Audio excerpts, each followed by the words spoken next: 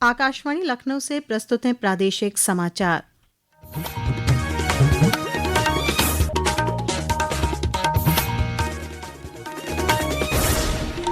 मुख्य समाचार। प्रधानमंत्री नरेंद्र मोदी ने नशा मुक्त युवा फॉर विकसित भारत संकल्प अभियान का किया शुभारंभ। कहा, युवाओं का शारीरिक और मानसिक रूप से स्वस्थ होना जरूरी। उत्तर प्रदेश विधानमंडल का मानसून सत्र कल से होगा शुरू। मुख्यमंत्री योगी आदित्यनाथ ने आज सर्वदलीय बैठक में विपक्ष से की जनहित के मुद्दे सदन में रखने की अपील। भारत की अध्यक्षता में कल से लखनऊ में शुरू होगी ब्रिक्स देशों के एनएसओ की 2 दिवसीय बैठक। सांख्यिकी उत्पादों को मजबूत करने समेत कई विषयों पर होगी चर्चा। और कल सावन के पहले सोमवार पर प्रदेश भर में सुरक्षा और सुविधा को लेकर व्यापक इंतजाम। कांवड़ यात्रा मार्गों पर लागू किया गया डायवर्जन।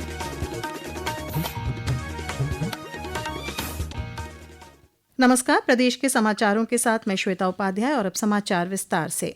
प्रधानमंत्री नरेंद्र मोदी ने आज वीडियो कॉन्फ्रेंसिंग के माध्यम से नशा मुक्त युवा फॉर विकसित भारत संकल्प अभियान का औपचारिक शुभारंभ किया। प्रधानमंत्री ने अपने संबोधन में कहा कि विकसित भारत के लिए युवाओं का शारीरिक रूप से स्वस्थ, मानसिक रूप से मजबूत और आत्मविश्वास से भरपूर होना जरूरी है। श्री मोदी ने कहा कि नशीले पदार्थों की लत लोगों को लक्ष्य से भटकाती है और इससे देश की ताकत भी कमजोर होती है। नशा केवल शरीर को नुकसान नहीं पहुंचाता, नशा एक माँ की मुस्कान छीन लेता है और जब परिवार में, समाज में ऐसा होता है, राष्ट्र की शक्ति भी कमजोर पड़ जाती है। और इसलिए दुश्मन देश भी षड्यंत्र करके हमारे देश के युवाओं को इस नशे की लत में खींचने के लिए कोई कोशिश बाकी नहीं रखते हैं। और इसलिए हमें हर एक युवा को नशे के चुंगल में फंसने से बचाना है। प्रधानमंत्री ने आग्रह किया कि सामाजिक बदनामी के डर से मादक पदार्थों के सेवन के मामले छिपाए नहीं।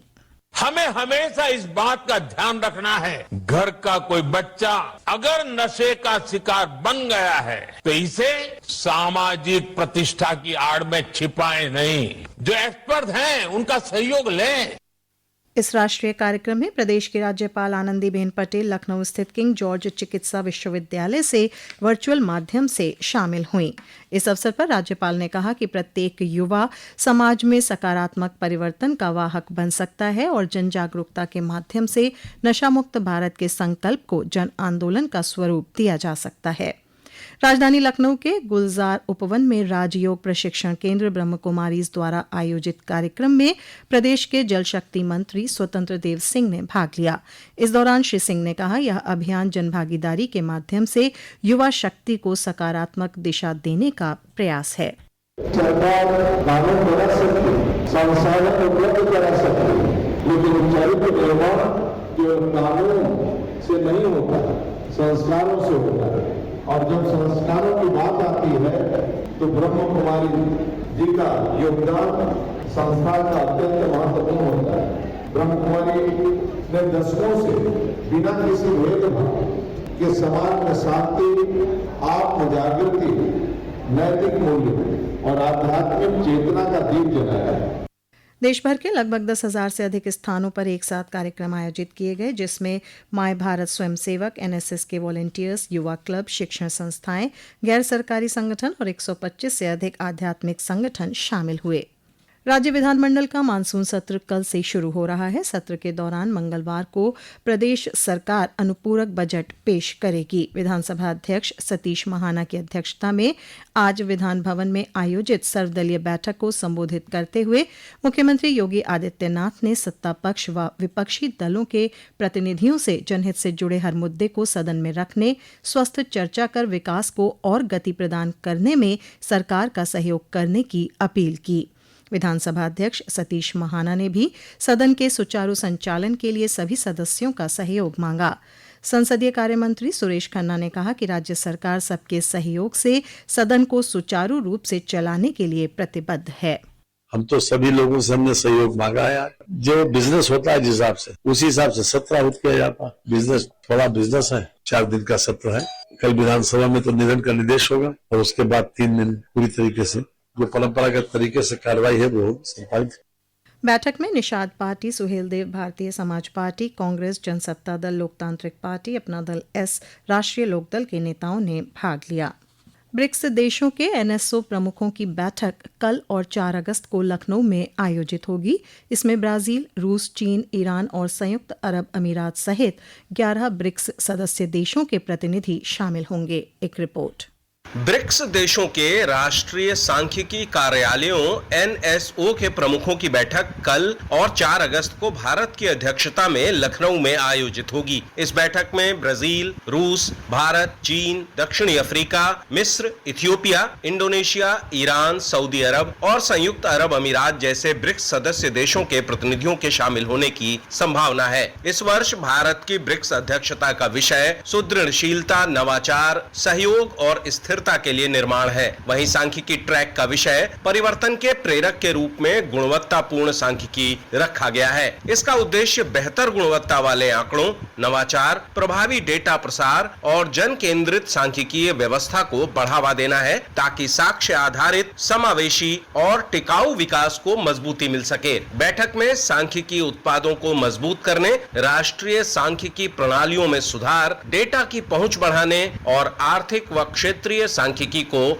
सुदृढ़ बनाने पर चर्चा होगी। इसके साथ ही 3 अगस्त को प्रशासनिक डेटा की क्षमता और 4 अगस्त को विकसित होते डेटा पारिस्थितिकी तंत्र में एआई की तैयारी विषय पर 2 विशेष सह कार्यक्रम भी आयोजित किए जाएंगे। सुशील चंद्र तिवारी, आकाशवाणी समाचार, लखनऊ।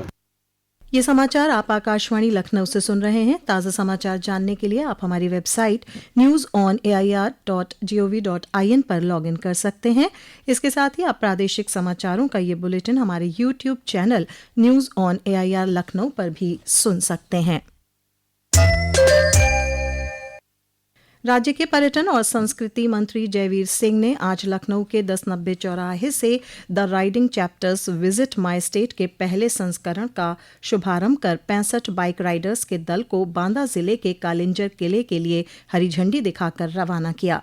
इस पहल का उद्देश्य एडवेंचर टूरिज्म को बढ़ावा देने के साथ साथ प्रदेश के कम चर्चित विरासत, प्राकृतिक स्थलों और धरोहरों को नए पर्यटन अनुभव के रूप में देश दुनिया के पर्यटकों के सामने पेश करना है। इस अवसर पर श्री सिंह ने कहा कि उत्तर प्रदेश पर्यटन नए आयाम स्थापित कर रहा है। राज्य में पर्यटन की अपार संभावनाएं हैं, जिन्हें नई ऊर्जा देने के उद्देश्य से बाइक राइडर्स के दल को रोमांचक यात्रा के लिए रवाना किया गया है। कल सावन का पहला सोमवार है। कांवड़ यात्रा और शिव मंदिरों में भक्तों की भीड़ को देखते हुए प्रदेश भर में सुरक्षा और सुविधा के व्यापक इंतजाम किए गए हैं। काशी विश्वनाथ धाम में सुरक्षा व्यवस्था के खास इंतजाम किए गए हैं। उससे जुड़े मार्गों पर 289 CCTV कैमरों के साथ 44 अतिरिक्त कैमरे लगाए गए हैं। वहीं हापुड़, अमरोहा, बिजनौर और सहारनपुर में भी कांवड़ यात्रा को देखते हुए पुलिस प्रशासन लगातार मॉनिटरिंग कर रहा है। हापुड़ से हमारे प्रतिनिधि की एक रिपोर्ट। सावन के पहले सोमवार को हापुड़ जनपद के सभी मंदिरों में भगवान आशुतोष की पूजा अर्चना और जल अभिषेक होगा। सुरक्षा के मद्देनजर हापुड़ में CCTV कैमरे लगाए गए हैं। इसके अलावा मंदिरों में प्रबंध समिति द्वारा व्यवस्था बनाने के लिए स्वयं सेवक भी तैनात किए गए हैं। वहीं कांवड़ियों की सुविधा और सुरक्षा को लेकर के जनपद में कांवड़ मार्ग निर्धारित कर रूट डाइवर्ट कर दिया गया है और जो 31 अगस्त तक लागू रहेगा। रविंद्र कुमार, आकाशवाणी समाचार, हापुड़। उत्तर प्रदेश अधीनस्थ सेवा चयन आयोग की प्रारंभिकर्ता परीक्षा 2026 के लिए ऑनलाइन पंजीकरण और आवेदन प्रक्रिया कल से शुरू हो रही है। यह परीक्षा राज्य सरकार के विभिन्न विभागों में समूह ग के पदों पर भर्ती के लिए अनिवार्य पात्रता परीक्षा है। आयोग के अनुसार अभ्यर्थी 1 सितंबर 2026 तक आवेदन पत्र भरकर शुल्क जमा कर सकेंगे। शुल्क समायोजन और आवेदन में संशोधन की अंतिम तिथि 8 सितंबर 2026 निर्धारित की गई है। आवेदन से पहले वन टाइम रजिस्ट्रेशन अनिवार्य है। ग्लासगो 2026 कॉमनवेल्थ गेम्स में भारतीय एथलीट गुलवीर सिंह ने पुरुषों की 5000 मीटर दौड़ में कांस्य पदक जीतकर नया इतिहास रच दिया है। उन्होंने इससे पहले 10,000 मीटर में रजत पदक हासिल किया था। दोनों दूरी की दौड़ों में पदक जीतने वाले वे पहले भारतीय एथलीट बन गए हैं। गुलवीर सिंह उत्तर प्रदेश के अलीगढ़ जिले के अतरौली के रहने वाले हैं। राष्ट्रपति द्रौपदी मुर्मू ने इस उपलब्धि पर धावक गुलवीर सिंह को बधाई दी है। सोशल मीडिया पोस्ट में राष्ट्रपति ने कहा कि यह उपलब्धि राष्ट्रमंडल खेल की इस स्पर्धा में भारत का पहला पदक है और उनकी पिछली सफलता के बाद उनके सफर में यह एक और गर्व का अध्याय जोड़ता है। प्रधानमंत्री नरेंद्र मोदी और मुख्यमंत्री योगी आदित्यनाथ ने गुलवीर सिंह को कांस्य पदक जीतने पर बधाई दी है। और अब अंत में मुख्य समाचार एक बार फिर। प्रधानमंत्री नरेंद्र मोदी ने नशा मुक्त युवा फॉर विकसित भारत संकल्प अभियान का किया शुभारंभ। कहा, युवाओं का शारीरिक और मानसिक रूप से स्वस्थ होना जरूरी। उत्तर प्रदेश विधानमंडल का मानसून सत्र कल से होगा शुरू। मुख्यमंत्री योगी आदित्यनाथ ने आज सर्वदलीय बैठक में विपक्ष से की जनहित के मुद्दे सदन में रखने की अपील। भारत की अध्यक्षता में कल से लखनऊ में शुरू होगी ब्रिक्स देशों के NSO की 2 दिवसीय बैठक। सांख्यिकी उत्पादों को मजबूत करने समेत कई विषयों पर होगी चर्चा। और कल सावन के पहले सोमवार पर प्रदेश भर में सुरक्षा और सुविधा को लेकर व्यापक इंतजाम। कांवड़ यात्रा मार्गों पर लागू किया गया डायवर्जन। इसी के साथ प्रादेशिक समाचारों का ये बुलेटिन समाप्त हुआ। अगला बुलेटिन रात 8 बजे FM पर प्रसारित किया जाएगा।